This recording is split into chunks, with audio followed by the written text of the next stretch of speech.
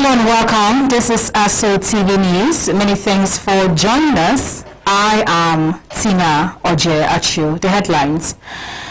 President Bola Tinubu authorizes new military equipment to boost fight against terrorism. FCT Minister Barrister Wike inaugurates Waro Pozema District, promises infrastructure for development.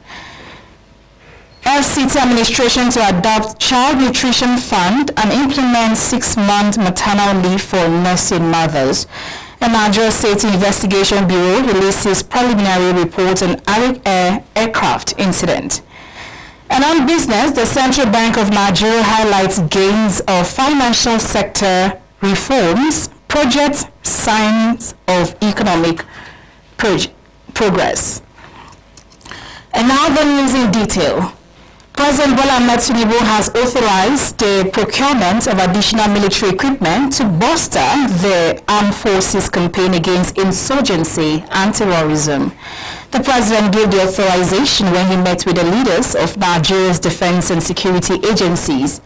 Among those who met with President Tinubu at the Presidential Villa Abuja were Directors General of the National Intelligence Agency, Ambassador Mohammed, and Department of State Services, Adeola Oluwatosin Ajayi, Minister of Defense, General Christopher Musa, retired, National Security Advisor, Nuhu Ibadu, and all the service chiefs. Speaking after the meeting, General Musa said the defense and security chiefs provided the president with a comprehensive update on ongoing operations and the prevailing security landscape across the country, adding that the meeting enabled Mr. President to gain direct insight into developments on the ground. General Musa, however, noted that recent media coverage has not always captured the full scope of military activities. While acknowledging a spate of recent attacks, the minister emphasized that security forces have continued to respond and rise to the occasion, inflicting significant losses on terrorist network. He confirmed that several high-ranking militant commanders have been neutralized in recent engagements with troops seizing enemy assets. Meanwhile, troops of the Nigerian arm under the Joint Task Force Northeast Operation Hadinkai has repaired a terrorist attack on a military position in Goshe Gwaza local government of Borno State and restoring control of the location after a swift counter-offensive. In a statement signed by Lieutenant General Colonel Sani Uba, Media Information Officer at the Headquarters Joint Task Force Northeast Operation Hadinkai on 11th March 2026, the terrorists have launched an attack on the military position on March 3rd.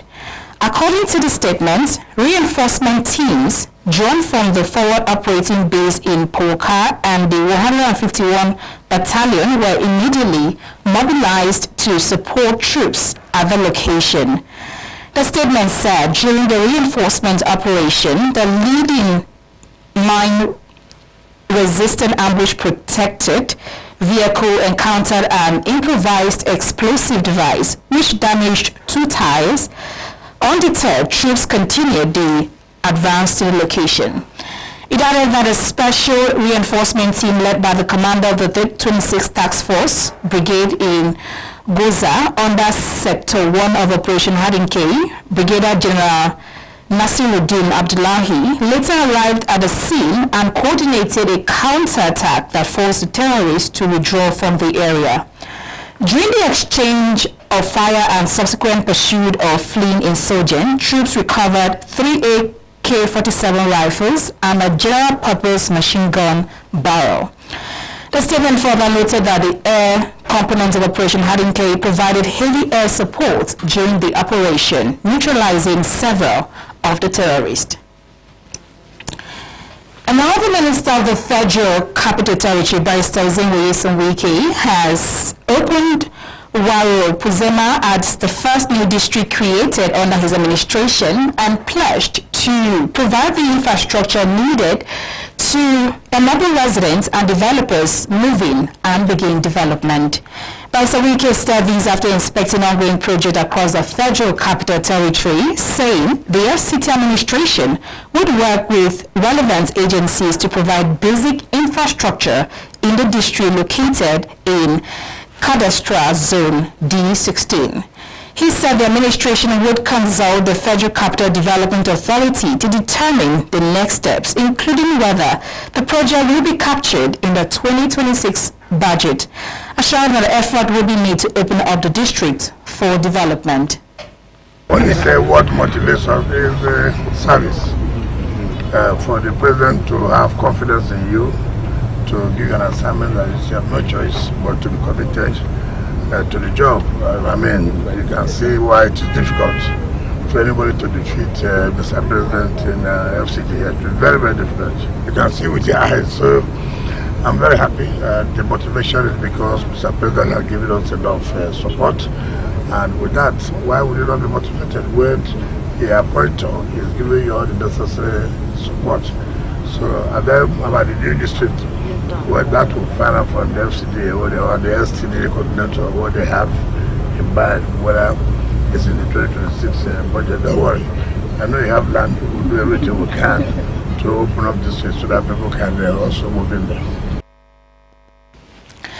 The minister also expressed satisfaction with the progress of judicial infrastructure project inspected during the tour, noting that contractors handling the Court of Appeal complex promised completion by May, while the judges' quarters, including the Federal High Court section, had already been furnished. Well, first is to be united, and then talk about the next step. Everybody has said reconciliation. If indeed truly we are sincere and reconciled, obviously we have chances. But for me, the first thing now is how to make sure the party is united, how to make sure the party prepares. The whole thing is not that you must win the election, a particular election. Look at what happened in FCT. Nobody gave us the chance. Out of 45 seats, we were able to garner 17, and you know that one of that is one important local government, and PDP won them.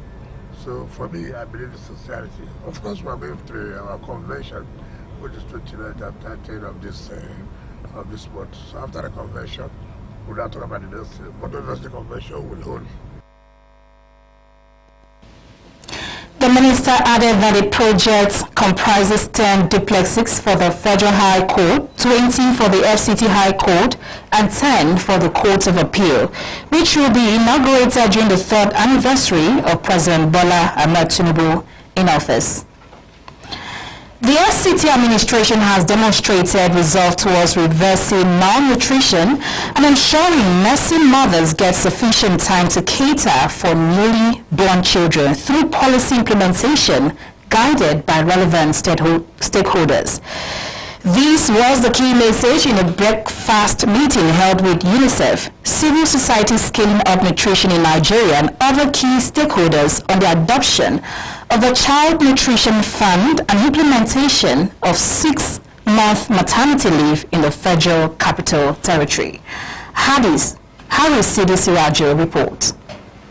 At the meeting, crucial discussions were held with the aim of shaping policy that will guide 2 landmark initiatives: the Child Nutrition Fund to provide essential nutrition to children under the age of 5, and the 6-month maternity leave policy, which will give nursing mothers adequate time to care for their newborns.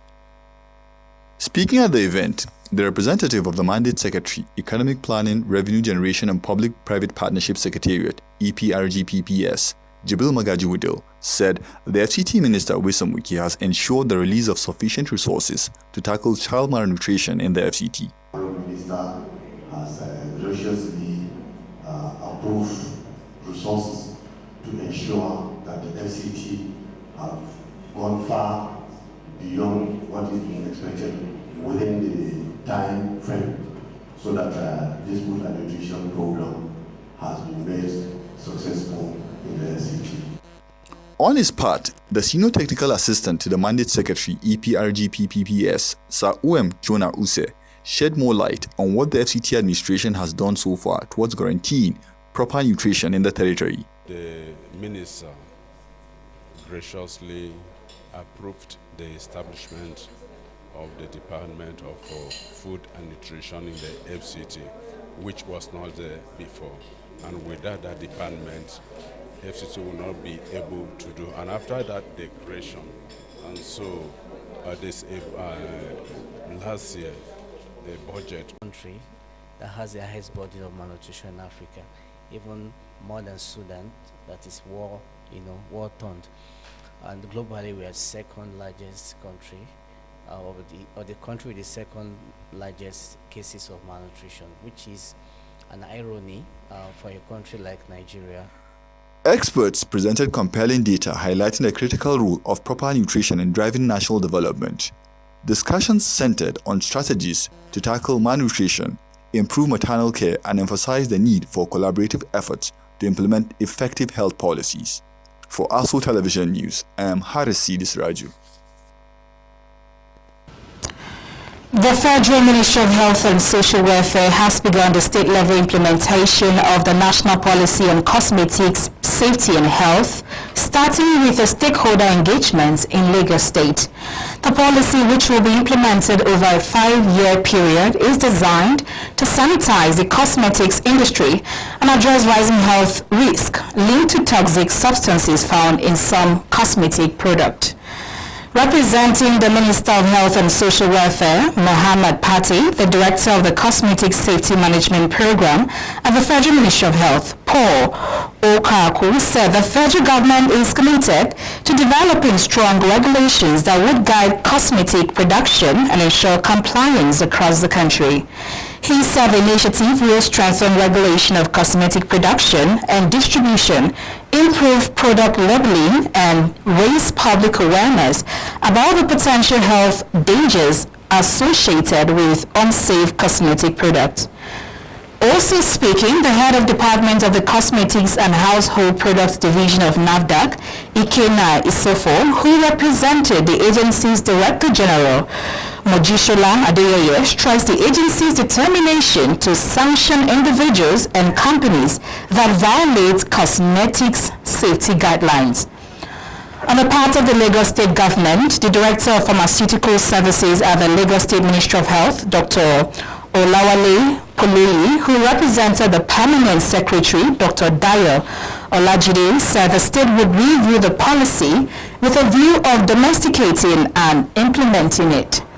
The National Policy on Cosmetic Safety and Health emphasizes that cosmetic safety is a shared responsibility among regulators, manufacturers, and consumers. And now the African Democratic Congress has gained fresh momentum in the Senate following the defection of several opposition lawmakers to the party. The development was confirmed during Wednesday's plenary when the Senate President, Godswill Akpabio, read out letters from the affected senators announcing their movement from their former political platforms. Among those who moved to the party are Ireti Kingibe, representing the Federal Capital Territory, Victor Ome of Anambra Central, and Tony Woye of Anambra North, all from the Labour Party. Also joining the ADC are Aminu Waziri Tambuwa, representing Sokoto South, Binus Dauda of Adamawa South, Lawal Adamu Usman of Kaduna Central, Muhammad Ogoshi Onawo of Nasarawa South, and Austin Okubundu of Abia Central, all from the People's Democratic Party. Twice on this issue. You don't need to, see, let me tell you why I'm trying. Let me protect you. You have spoken twice. The third time, you don't know what you will say. And then, just like I can now see that Senator Ome does not love you, because he has tried everything to provoke the chambers. And yet, we refuse to be provoked because of the respect we have for you. So we will give you until our next sitting to reconsider or take a decision.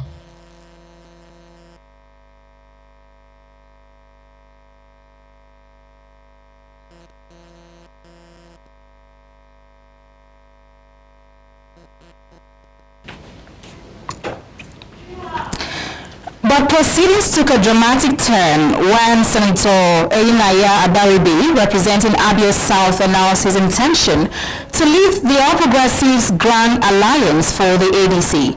Deputy Senate President Jibril Barrow immediately raised a constitutional point of order, insisting that lawmakers can only defect if there is a division or crisis within the party that sponsored their elections. Which is applicable to ABGA, as far as I know, except when Ume provides otherwise. In the political party of which he was previously a member, or a merger, just as we did in APC when it was formed, of two or more political parties or factions, by one of which he was previously sponsored. Mr. President, this was, this session implies that once you change your party and you are not in conformity with this subsection, then the Senate President will be the one to tell you you are no longer a senator. Responding to the concern, Abaribe explained that he had been suspended by ABGA since September 2025, a situation he said prompted his decision to seek a new political platform. The explanation triggered further debates as Senate leader Okpayemi Bamidele argued that the claim raised constitutional questions regarding the senator's continued stay in the Senate. Bamidele suggested that if Abaribe was no longer a member of the party on whose platform he was elected, his seat could be declared vacant.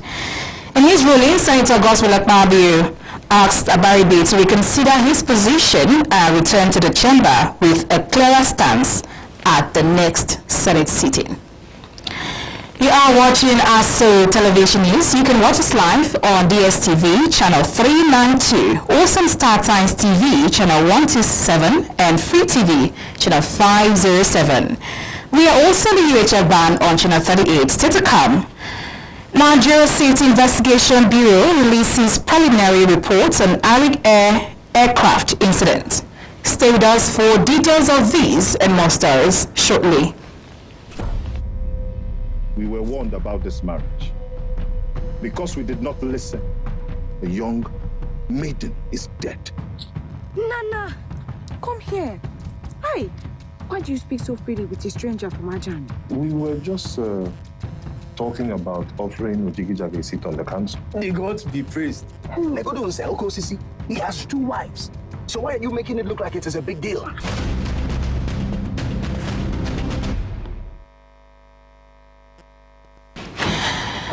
Thanks for joining us again. Moving on, the Association of Women Town Planners, FCT, has called for women participation in leadership position in the FCT. FCT chairman of the association, Hajia Jamila Shehu Bello, made the call during an event to mark the 2026 International Women's Day in Abuja. Highly qualified and actively contributing to the profession, yet there is still a gap when it comes to leadership roles where major planning decisions are made. To address this, there is a need for policies that promote equal opportunities for women in leadership, encourage inclusivity, representation of planning boards and committees, and support continuous professional development. Creating supportive environments and mentorship opportunities will also help ensure that women planners can contribute more effectively to shaping sustainable and inclusive cities. Thank you. The chairperson of the FCT NITP, Mrs. Queen Phillips, stated that women town planners are effective in multitasking societal issues that transforms into development. The vice chairman of the FCT chapter of NITP also stated that men play a crucial role in uplifting women. Cover that the plan takes into consideration the women, the children, even the special people living with special needs. You discover that all those are brought in, and you have things going on well for the woman, and then you enable her, and then she needs the support. You make, the atmosphere conducive for her. It's only natural that in a day like this, where they are being celebrated internationally, we also here will come out to celebrate with them and be happy with them, so that they know that the men are always with them. We are not selfish, that we always be there to support and make them happy. The annual celebration is an opportunity for women town planners to reflect on the crucial role they play in forging a developing society. Reflecting on the 2026 theme, Give to Gain, the women town planners emphasize the importance of giving through philanthropic gestures. The Nigerian Safety Investigation Bureau has released preliminary reports on the serious incident involving a Boeing 737-700 aircraft operated by Arik Air. In a statement, Mrs. Fonke Arowo-Jobe, Director, Public Affairs and Family Assistance, said the aircraft with registration number SNNJF was en route from Murtala Mohammed International Airport in Lagos to Obafemi Jeremiah Awolowo International Airport in Port Harcourt on February 11, 2026, when the flight crew reported an abnormal engine event. The statement said the crew initiated emergency procedures and diverted the aircraft to the nearest airport in Benin City, where it landed safely, adding that all passengers and crew disembarked without injury. According to the Bureau, the preliminary report contains factual information gathered so far from the flight crew, air traffic control communications, flight recorders, and initial aircraft examination. The NSIB says investigations are still ongoing, with further technical analysis expected before the final report, which will include conclusions and safety recommendations. The preliminary report has been made available to the public on the Bureau's website. And now the Minister of Aviation and Aerospace Development, Festus Keyamo, has been honored by aviation unions for his leadership and commitment to reforms in Nigeria's aviation sector. The award was presented by the Joint Consultative and Negotiating Council of Aviation Unions during the Aviation Workers Week, an award night which celebrates the contributions of aviation professionals across the country. The union said the recognition was in appreciation of the minister's proactive leadership, commitment to sector reforms, and consistent engagement with stakeholders to improve efficiency and promote growth in the aviation industry. They also commended his open door policy and willingness to work closely with labor unions and industry players to address long-standing challenges in the sector. In his response, the minister expressed gratitude for the honor and reaffirmed his commitment to continued collaboration with aviation workers and stakeholders to strengthen and develop Nigeria's aviation industry.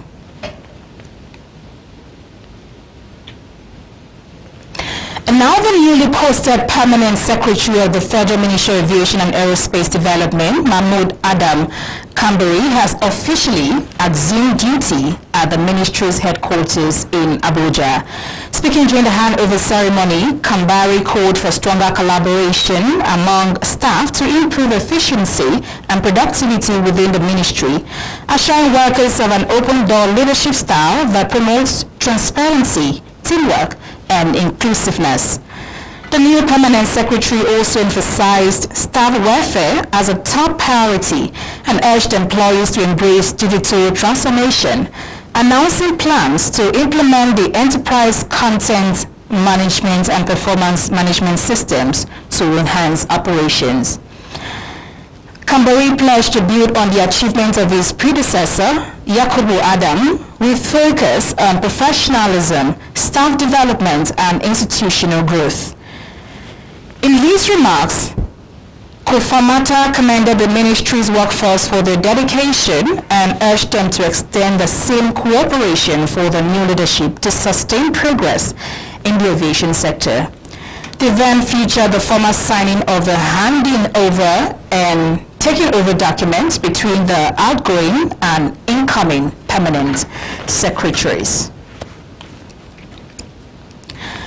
The Nigeria Safety Investigation Bureau has released a preliminary report on the serious incidents involving a Boeing 737-700 aircraft operated by Arik Airs. Now moving on to business, the Governor, Central Bank of Nigeria, Mr. Olayemi Kadoso, has acknowledged that Nigeria's ongoing financial sector reforms are strengthening the country's economic foundations, highlighting notable progress in banking recapitalization, inflation control, and stability in the foreign exchange market. The CBN chief at the distinguished alumni lecture during the Founders Day celebration of St. Gregory's College in Lagos emphasized that strong institutions and disciplined policy frameworks remain essential for sustainable economic growth. While highlighting improvements in inflation management and foreign exchange market operations, the CBN governor disclosed that banks' return to a more orthodox monetary policy environment has helped reduce inflation significantly from a peak of about 34% to around 15%. According to him, restoring stability requires disciplined monetary policy and renewed institutional credibility, and that the banking recapitalization program introduced in 2024 was designed to strengthen the capacity of Nigerian banks to support the country's long-term economic transformation. And now the Infrastructure Concession Regulatory Commission has convened the inaugural meeting of the Presidential Project Development Committee for the Ecom Multipurpose Dam and Hydropower Project for the commencing structure development of the project under a public-private partnership framework. A statement by the acting head, Media and Publicity to the ICRC, Mr. Ifeanyi Nwoko, indicates that the committee was established pursuant to resolutions reached at a high-level stakeholders meeting. The Director General and Chief Executive Officer of the ICRC, Dr. Jobson Osodion, underscored the significance of the assignment and the expectations attached to the committee's work. He re-emphasized that the project has been designated as a strategic national asset and not merely a hydropower initiative, a multi-purpose infrastructure intervention designed to control flood, provide renewable energy, optimize water resource availability, and ensure regional economic development. In his remarks, the Finance and Coordinating Minister of the Economy, Mr. Wale Edun, stated that the Ecom project is structured as a sustainable, viable, socially relevant, and commercially significant transaction that will attract credible private sector participation and operate efficiently over the long term. He added that Nigeria, under the able leadership of His Excellency President Bola Ahmed Tinubu, has become a leading economy and example in Africa. As a beacon for others to follow, stated that the major distortion that once threatened our financial stability have been removed, and we are building a society anchored on discipline, reform, and long-term value creation. And that's the bulletin, but before we go, let's take another look at one of our major stories. The FCT Minister, Barrister Nyesom Wike, has inaugurated Waro Pozema District promising infrastructure for development. I am Tina Ojeachi. Many thanks for watching.